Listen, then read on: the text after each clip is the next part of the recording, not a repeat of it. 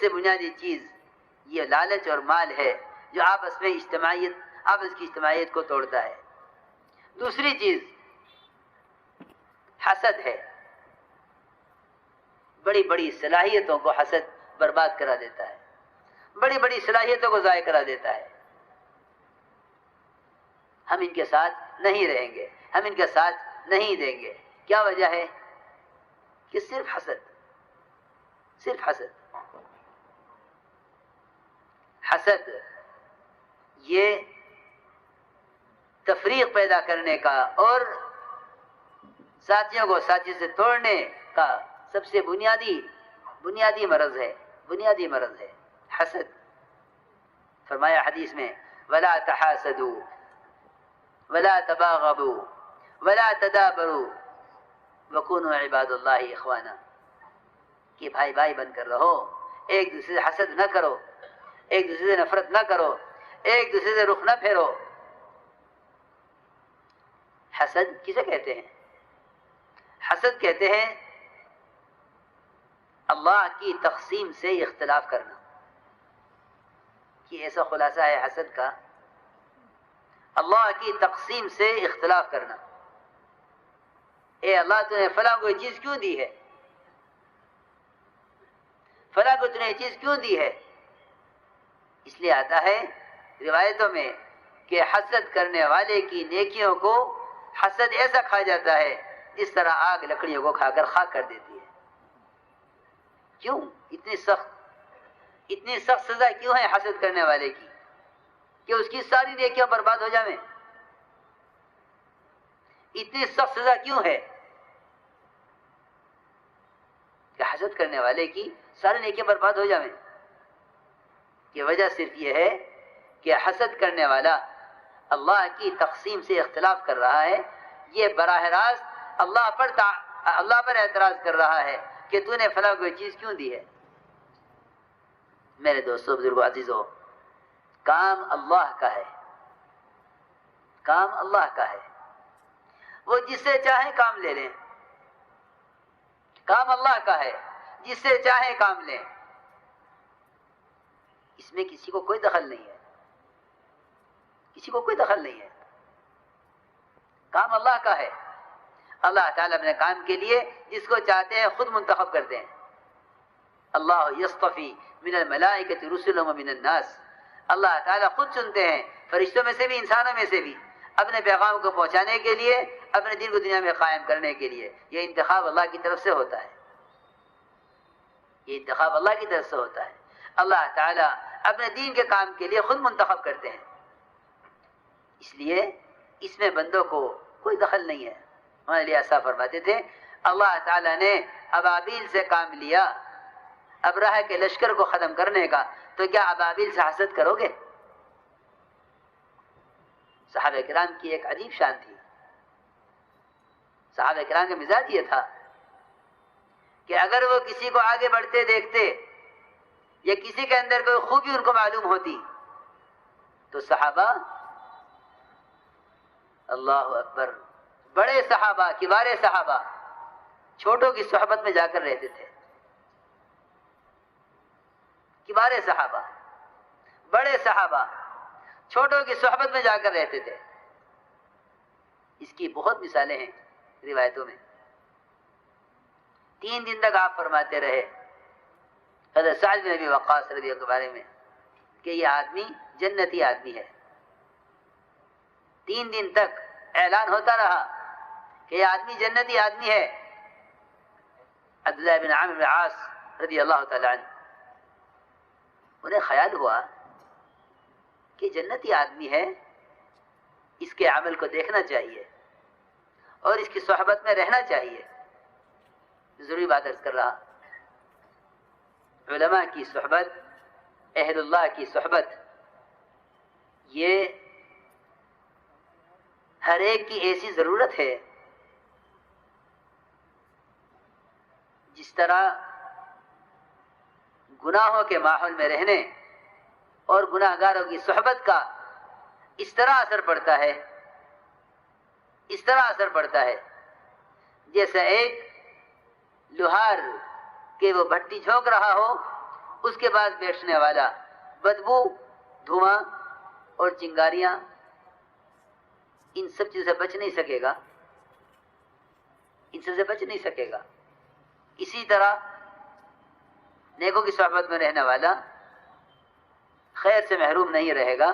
یہ صحابہ کرام کا معمول تھا کہ اگر وہ اپنے سے چھوٹوں کو، اپنے سے بعد والوں کو، اپنے سے چھوٹوں کو، اپنے سے بعد والوں کو کسی خیر میں آگے بڑھتا دیکھتے تو ان کے ساتھ ہو لیا کرتے تھے۔ یہ نہیں میں کون ہوں یہ کون ہے، میں کب سے ہوں یہ کب سے ہے، یہ بات نہیں تھی، یہ بات نہیں تھی۔ میں ضرور بات کر، صحابہ کرام کی اجتماعیت ایسی ہے، ایک صحابی ایسا نہیں ملے گا، ایک صحابی ایسا نہیں ملے گا کہ اگر کسی صحابی کو آگے بڑھایا گیا ہو تو کوئی ایک صحابی مدینہ چھوڑ کر چلا گیا ہو یا کام سے پیچھے ہٹ گیا ہو۔ خدا کی قسم کوئی مثال نہیں پیش کر سکتا اس کی، کوئی مثال نہیں پیش کر سکتا اس کی۔ 3 دن تک اعلان ہو رہا کہ سعد بن ابی وقاص رضی اللہ تعالی عنہ یہ آدمی جنتی آدمی ہے۔ عبداللہ بن عامر بن العاص انہیں خیال آیا کہ چلو جا کے دیکھتے ہیں اس کے مجلس میں، اس کے گھر میں، اس کی نماز، اس کی تلاوت، اس کا مجاہدہ، اس کی صفات، اس کا مزاج، چلو ساتھ رہیں گے۔ روایت میں ہے کہ آ کر ان کے گھر میں رہنے کی اجازت مانگی کہ میں 3 دن آپ کے گھر میں رہنا چاہتا ہوں۔ تو میں رہو 3 دن ساری رات جاگے، ساری رات جاگتے تھے حضرت عبداللہ بن عامر بن العاص حضرت سعد کے عمل کو دیکھنے کے لیے کہ اس کی کیسی عبادت ہے، اس کی کیسی تلاوت ہے، اس کا کون سا وہ عمل ہے کہ اس کے جنتی ہونے کا اعلان دنیا میں ہو چکا۔ فرماتے ہیں 3 راتیں میں جاگا ان کے عمل کو دیکھنے کے لیے۔ یہ عشاء کی نماز پڑھ کر سوتے تھے، فجر کی نماز کے لیے اٹھتے تھے، میں نے ان کو پوری رات کوئی عبادت کرتے ہوئے نہیں پایا۔ دن بھر میں ان کے ساتھ رہا، کسی کی غیبت، کسی پر بہتان، کسی کی اچھی بری میں نے ان سے نہیں سنی، لیکن میں جتنا متاثر ہوا تھا ان کے جنتی ہونے کی خبر سے وہ میرا سارا تاثر ختم ہو گیا، کیونکہ میں نے ان کو کوئی ایسا عمل کرتے ہوئے نہیں پایا جس سے میں سمجھتا کہ ہاں یہ آدمی اس عبادت کو ایسے جنتی ہے۔ فرماتے ہیں 3 دن کے بعد میں وہاں سے چل دیا، یہ سوچ کر کہ یہ آدمی کچھ نہیں کرتا اور یہ جنتی آدمی ہے۔ روایت میں ہے کہ حضرت سعد نے ان کو بلایا اور بلا کر یہ کہا کہ اے اللہ کے بندے، میرا معمول تو وہی ہے جو تو نے دیکھا ہے۔ یہ بات نہیں ہے کہ 3 دن سے میری آنکھ نہیں کھل رہی تہجد میں، میرا تو معمول وہی جو تو نے دیکھا ہے، لیکن بات یہ ہے کہ اگر اللہ رب العزت نے کسی مسلمان کو کسی خیر سے نوازا ہے تو مجھے اس پر حسد نہیں ہے۔ یہ بہت ضروری بات ہے۔ حضور اکرم صلی اللہ علیہ وسلم نے یمنی تلوار نکالی، فرمایا اس تلوار کو کون لے گا؟ حضرت عمر کھڑے ہوئے، پرانے ہیں، بڑے ہیں، ہجرت سے پہلے کے اسلام لائے ہوئے ہیں۔ فرمایا میرے بعد اگر نبی ہو سکتے ہیں تو عمر نبی ہو سکتے تھے، ساری صلاحیت ہے، سب سے پہلے کھڑے ہوئے، سبقت لے گئے، لیکن تلوار ان کو نہیں ملی۔ پھر فرمایا اس تلوار کو کون لے گا؟ حضرت زبیر کھڑے ہوئے، عرض کیا مجھے دیجیے، ان کو بھی نہیں دی۔ دونوں رشتہ دار، دونوں پرانے۔ یہ ہمارے لیے اصول ہیں جو میں کہہ رہا ہوں۔ دونوں رشتہ دار ہیں، دونوں پرانے ہیں، دونوں بڑی صلاحیت والے، بڑی استعداد والے، نہیں دی تلوار۔ پھر فرمایا کون اس تلوار کو لے گا جو اس کا حق بھی ادا کرے؟ تو یہ بات نہیں تھی کہ ہم پرانے ہیں ہم زیادہ حقدار ہیں، ہم بڑے ہیں ہم زیادہ حقدار ہیں، جو کام ہم کر سکتے ہیں وہ بعد والے نہیں کر سکیں گے۔ یہ بات نہیں تھی، بلکہ ابو بکر اور بلکہ عمر اور زبیر رضی اللہ عنہما یہ دونوں ڈر کر پیچھے ہٹ گئے کہ نہیں، حق ادا کرنا ہماری بس کی بات نہیں ہے۔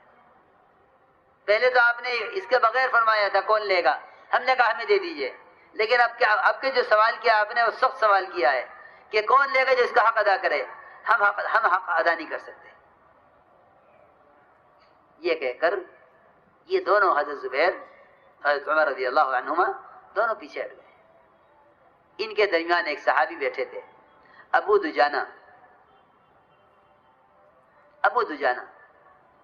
انہوں نے عرض کیا کہ ہاں یہ تلوار مجھے دیجئے، میں اس کا حق ادا کروں گا۔ ان دونوں کے ہوتے ہوئے آپ نے تلوار ان کو دے دی۔ اس تلوار کو لے کر نکلے مشرکین کی طرف۔ زبیر رضی اللہ عنہ کو خیال آیا کہ آخر ہمارے ہوتے ہوئے تلوار اسے ملی ہے، اس میں کوئی تو خیر ہے۔ زبیر رضی اللہ تعالیٰ عنہ ابو دجانہ کے پیچھے پیچھے چلے اور دیکھ کر یہ کہا کہ اللہ جانے، اللہ کے رسول جانے کس سے کیا کام لینا ہے۔ میرے محترم دوستو عزیزو، حسد وہ ایسی تقسیم کرائے گا اور ایسا توڑ پیدا کرے گا کہ چونکہ یہ ایسا کام ہے دعوت کا کہ یہ ایک دوسرے کے تعاون سے چلے گا۔ اس میں حکم ہے، اللہ کا حکم ہے قرآن میں، تعاونوا علی البر والتقوی، کہ خیر کے کاموں میں ایک دوسرے کا تعاون کرو۔ دنیا کے کام ایک دوسرے کے مقابلے پر چلتے ہیں، دکان کے مقابلے میں دکان، ہوٹل کے مقابلے میں ہوٹل، ملک کے مقابلے میں ملک۔ آپ دیکھیں ساری دنیا میں جتنا ہنگامہ ہے یہ ایک دوسرے کے مقابلے کی وجہ سے ہے۔ لیکن دین میں کہ دین کا کام تو ایک دوسرے کے تعاون سے چلے گا۔ ایک دوسرے کا تعاون کرو، تقابل سے نہیں کہ ایک دوسرے کا مقابل ہو جاؤ، یہ نہیں، بلکہ ایک دوسرے کا تعاون کرو خیر کے کام میں۔ اس کا حکم ہے تعاون علی البر والتقوی، کہ خیر کے کام میں ایک دوسرے کا تعاون کرو۔ تو میں نے عرض کیا کہ اس تعاون کو حسد روک دیتا ہے کہ ہم ان کے ساتھ نہیں دیں گے، ہم ان کے ساتھ نہیں دیں گے۔ تعاون سے حسد روک دیتا ہے۔ اس لیے فرمایا کہ ایک بنیادی سبب آپس کی نا اتفاقی اور تفرق کا وہ ایک دوسرے سے حسد کرنا ہے۔ تو میں نے عرض کیا کہ یہ بات صحابہ میں نہیں تھی کہ ہم بڑے ہیں یہ چھوٹے ہیں۔ ابو بکر عمر رضی اللہ عنہما یہ طواف کر کے نکل رہے تھے مطاف سے، بیت اللہ کا طواف کر کے نکل رہے تھے باہر، اور ایک آدمی اپنی ماں کو پیٹھ پر لے کر طواف کرانے کے لیے لے جا رہا تھا۔ دیکھو جو مخلصین ہوتے ہیں نا وہ خیر کے متلاشی ہوتے ہیں، ہر وقت خیر کی تلاش میں۔ کہاں سے خیر مل جاوے، چاہے چھوٹوں سے مل جاوے مگر خیر مل جاوے۔ اللہ اکبر۔ کہاں ابو بکر عمر رضی اللہ عنہما؟ ابو بکر تو وہ ہیں کہ ان کی صحبت کا انکار کرتے تو قرآن کا انکار کرے، یہ مقام ہے۔ اور نیکیوں میں کہ ان سے آگے کوئی نہ ملے گا۔ عائشہ رضی اللہ تعالی عنہا رات کو لیٹ کے دیکھ رہی تھی آسمان کا منظر، سارا آسمان ستاروں سے بھرا ہوا۔ جو سوچنے لگی اتنی بڑی تعداد ستاروں کی ہے، اس سے زیادہ کوئی چیز ہو نہیں سکتی، اس سے زیادہ اور کوئی چیز نہیں ہو سکتی۔ تو حضرت عائشہ نے پوچھا کہ یا رسول اللہ اتنے یہ ستارے ہیں، کیا اتنی نیکیاں بھی کسی کی ہو سکتی ہیں؟ آپ نے فرمایا کہ ہاں اتنی نیکیاں عمر کی ہیں، اتنی نیکیاں عمر کی ہیں۔ حضرت عائشہ فکر میں پڑ گئی کہ میرے ابا جی کا کیا ہوگا،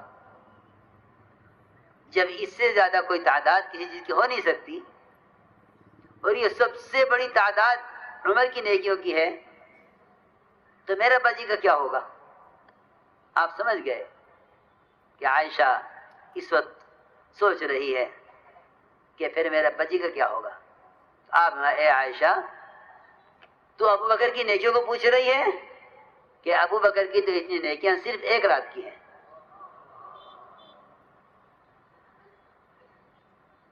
یہ نیکیاں ابو بکر کی نیکیاں صرف ایک رات کی ہیں. یہ جب ہمارے حضرت عمر رضی اللہ تعالیٰ عنہ کہ عمر اور آل عمر کی تمام آل اولاد آگے آنے والی، ان سب کی پوری زندگی کے اعمال اگر جمع کر لیے جائیں تو ابو بکر کی ایک رات کا مقابلہ نہیں کر سکتے. چنانچہ دونوں کے دونوں جب دیکھا کہ ایک آدمی اپنی بوڑھی ماں کو پیٹھ پر لے کر طواف کے لیے آ رہا ہے، ایک دوسرے نے کہا کہ چلو چلو واپس مطاف میں. یہ نوجوان اپنی ماں کو طواف کرائے گا، اس کی ماں کی خدمت کی وجہ سے جو رحمتیں نازل ہوں گی آسمان سے، اس کا چھیٹا ہم پر بھی پڑ جائے گا. آؤ واپس چلو اس کے پیچھے پیچھے. اللہ اکبر. کہاں بھی باتیں جو رحمتیں اس کی اس خدمت پر نازل ہوں گی ماں کو طواف کرانے پر، ہمیں بھی کوئی چھوٹے مل جائے گا. دونوں کے دونوں واپس پلٹے مطاف میں اور اس آدمی کے پیچھے چلتے رہے طواف میں. یہ اپنی ماں کے لیے دعا مانگ رہا تھا اور کچھ گنگناتا ہوا جا رہا تھا کہ میں اپنی ماں کے لیے ایسی سواری ہوں جو بدکنے والی نہیں ہوں. اپنی ماں کی ایسی سواری ہوں جو بدکنے والی سواری نہیں ہوں. حضرت عمر نے فرمایا پیچھے سے کہ تو اپنی ماں کو طواف میں جو دعائیں مانگ رہا، اس دعا میں عمر کو بھی شریک کر لے. یہ میں عرض کرنا چاہتا ہوں. یہ نہیں ہم کون ہیں، یہ کون ہے، ہمارا کیا مقام، اس کا کیا ہے، ہماری کیا حیثیت، اس کی کیا ہے. تو یہ بات غور کرنے کی ہے کہ آپس کی اجتماعیت ہوتی ہے جب ایک دوسرے سے خیر کو لیا جائے. اس میں کیا خیر ہے، اس میں کیا خیر ہے، اس میں کیا خیر ہے. عمر رضی اللہ تعالیٰ عنہ ایک یہودی کی جو ہے صلاحیت پر رشک کرتے تھے کہ اللہ نے اس یہودی کو صلاحیت دی ہے. کیا صلاحیت ہے؟ کہ یہ یہودی حساب میں بہت تیز ہے. کاش یہ مسلمان ہو جاتا تو میں اس کو اپنا سی اے بنا لیتا. یہ حضرت عمر فرماتے ہیں. یہودی کیا ہو جاتا؟ اگر مسلمان ہو جاتا تو میں اس کو اپنا سی اے بنا لیتا، محاسب. مسلمانوں کے بیت المال پر ایک محاسب چاہیے، حساب جانتا ہو. سنو غور سے بات. ایک یہودی کے اندر ایک صلاحیت ہے، اس کی صلاحیت سے میں کیا فائدہ اٹھاؤں. کہ کاش یہ مسلمان ہو جاوے تو اسے میں بیت المال میں سی اے بنا لوں. یہ عمر کی چاہت ہے.